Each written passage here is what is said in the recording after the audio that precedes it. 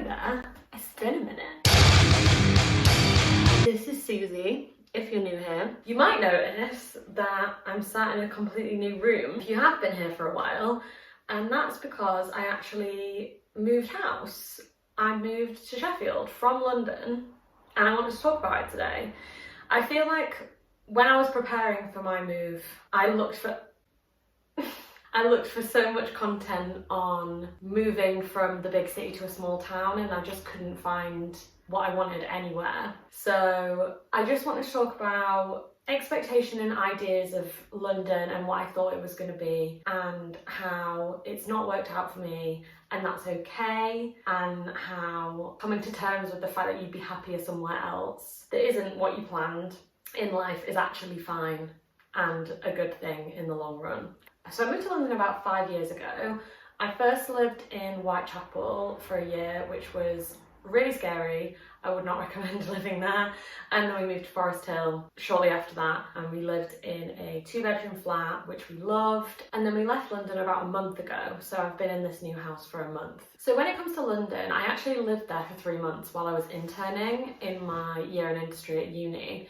And I never really liked it. Like, I just didn't really get it. Like, I thought it was really spread out and difficult to move around in. Like, I've lived in a big city before. Like, I lived in New York for 6 months, and I loved that because I felt like I had lots of friends around me, and it was easy to see the whole city, and it felt like there was always something around the next corner. Whereas London, I felt like there were so many different bits, and it was hard to kind of find new things just by wandering around. Like, I found London, you had to like know where you were going and be organised and kind of know the city. And especially when you don't get paid on a fashion internship, that's really difficult to do because I had no money. So I ended up just kind of staying in that whole 3 months. And then when I moved to London with my boyfriend 5.5 years ago, it was really difficult again because we had full-time jobs and we weren't really sure where anything was, and like we had a couple of friends there, but like I feel like in London everyone views it as this transient space. Like,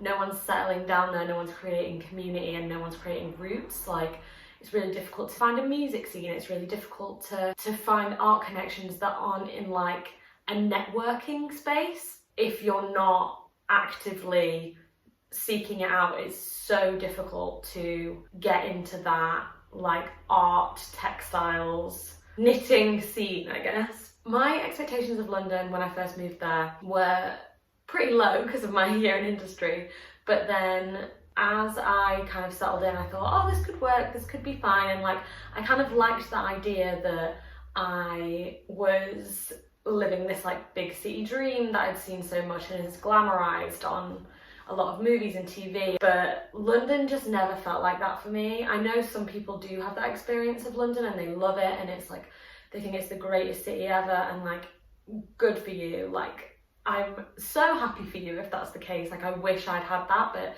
it just wasn't the case for me. I really struggled to afford to do anything, which meant that I couldn't really meet anyone and I couldn't really go anywhere. Even when I was invited to things, I'd have to turn a lot of them down because I wouldn't have enough money to pay for the tube.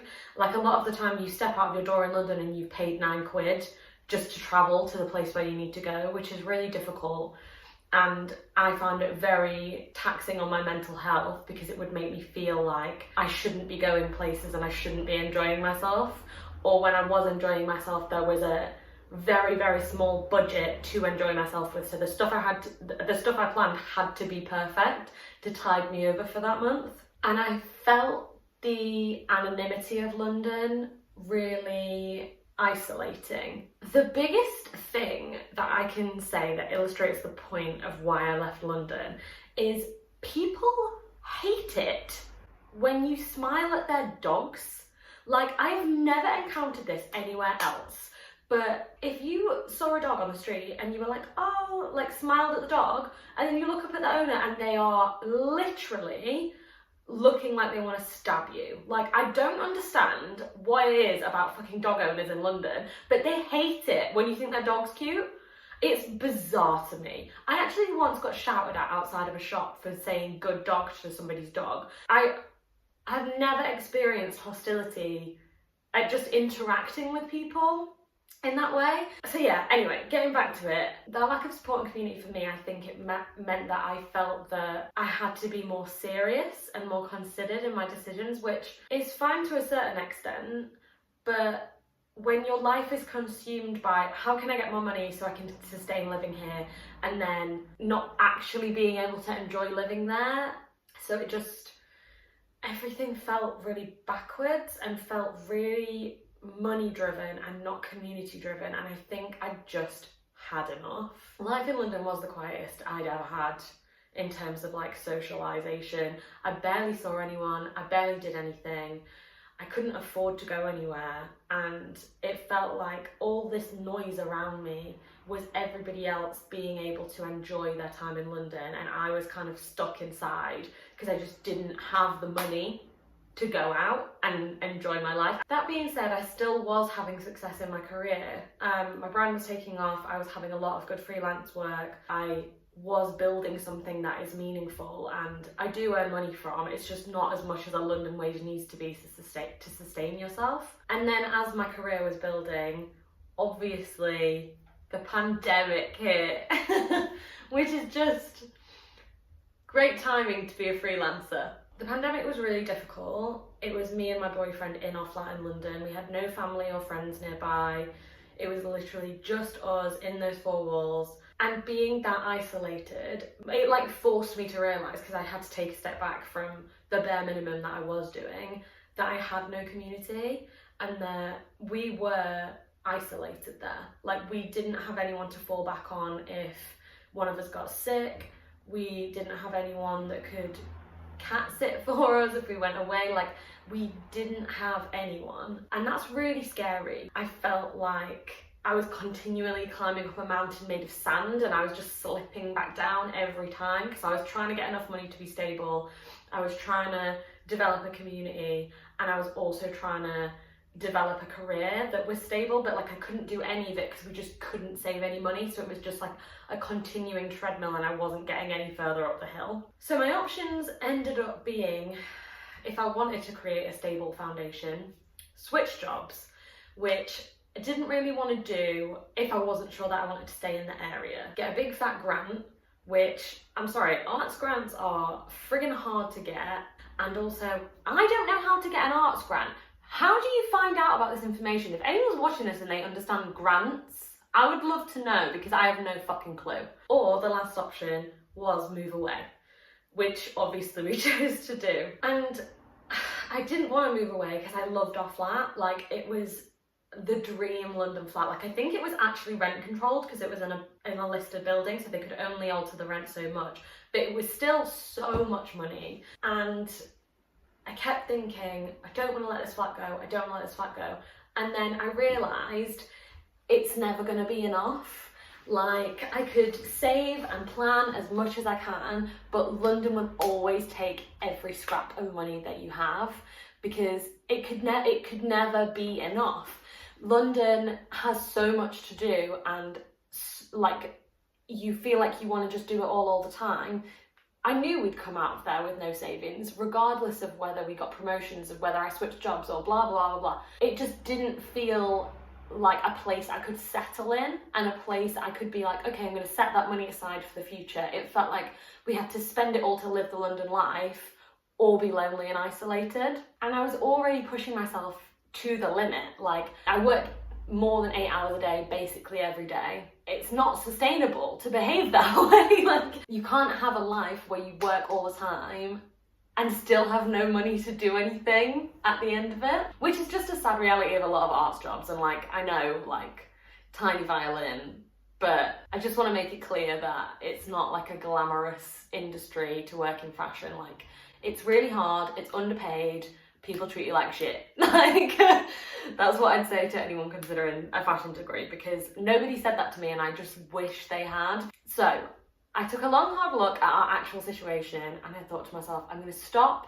deluding myself and I'm just going to sit and look at the facts. I actually made a spreadsheet about different places I wanted to live, including London, including Sheffield, including places we didn't even like, so we could compare options and decisions. and like we ranked them on like how many friends we had, the location, whether it was a cool place to live, the rent price, loads of different things. And I basically was like, it's Sheffield. It's a no-brainer. Like, it made so much sense. That was a really helpful step. But then I got really in my head about it and was just like, I'm never going to get a job in Sheffield. I'm not going to be able to be creative. Like, oh my God, I'm committing career suicide. What am I doing? This is a stupid decision. And then I actually thought about it, and all of those beliefs are coming from such outdated ideas about the fashion industry, about creative jobs, about the fucking North. Like, if you've grown up in a small town in the North, I think there's this idea that like dreams go to die there, and like there's no creative industry, and like a lack of government funding will do that to a town. But in the smaller cities up north, there's a massive cultural scene. There's people doing what I want to do here already, like, and I actually thought about it, and I thought about running Naive, my knitwear brand, and I realised like I work from home all the time anyway. Everything's digital. It doesn't matter where I am, it just matters that I'm motivated. I mean, fingers crossed. And then I also was thinking about how if a company was like, oh, you're in Sheffield, we don't want to work with you, they're missing out on so much talent. There are so many talented people that aren't in London. Please, can we stop only recruiting people that live in London? Because it's unfair for starters, and also you're missing out on like so many different perspectives that aren't in this one place, and this one place that costs so much money to live in and that like normal people just can't afford. So I finally decided it was the right thing to do to come here. And now we're here. I'm feeling a lot of different things about this move right now, back to the present. I'm not gonna lie, I have had really bad mental health problems since being here. And that is because I think the move was really stressful. It was like a lot of heightened emotion, and I had a big job just before. So it was like non-stop, and then non-stop with the move, and then now I'm here and I'm like, what the hell's going on? So it's been really difficult to kind of like get back into routine and like be motivated to like go and find that community that I want to find. But I'm slowly getting there. I'm making this video, so like that's some progress, and I am hopeful that I will find that creative community that I didn't have in London. I already have a really strong community of friends here.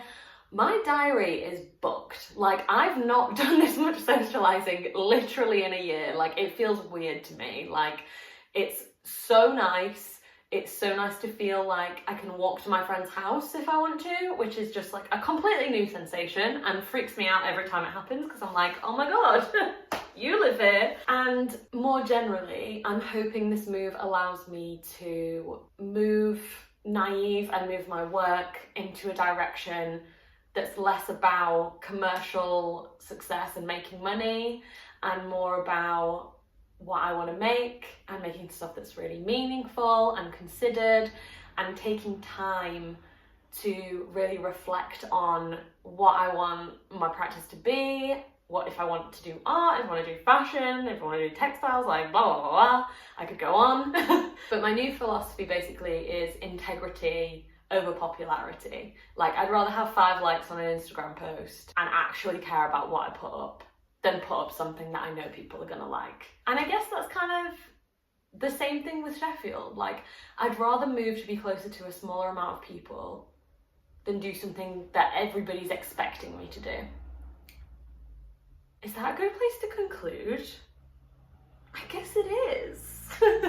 I know this was a bit rambly and a bit like blah, blah, blah, but it was a big life update. I just wanted to kind of like clue you in on like where I'm at, and like, I know I've not posted on this YouTube channel in a really long time, and it's not a coincidence that I was going through the death of my old cat in the last video that I posted. It's been a bit of a rough year, but I am feeling, I wouldn't say more hopeful, it's kind of like more stable in my groundings to then build a more consistent upload schedule.